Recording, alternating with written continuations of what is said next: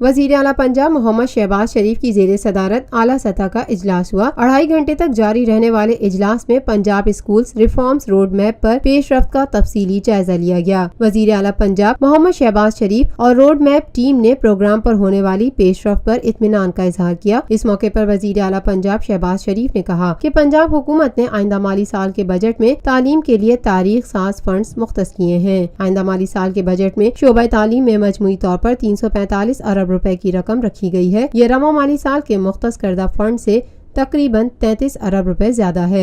शहबाज शरीफ ने कहा कि सूबे की तारीख में शोबा तालीम के लिए पहली बार वसाइल में इतना ज्यादा इजाफा किया गया है। सूबे में फरोग तालीम के लिए बेपनाह मेहनत से काम किया गया है। वजीर आला पंजाब ने मजीद कहा कि अहदाफ के हुसूल के लिए हमें मेहनत और अज़म के साथ आगे का सफर तय करना है। गुज़िश्ता 3 माह के दौरान रोड मैप प्रोग्राम के तहत अहदाफ के हुसूल के हवाले से बेहतरीन अंदाज में पेशरफ्त की गई है। Lotus lake towers, a groundbreaking endeavor by Lotus Properties.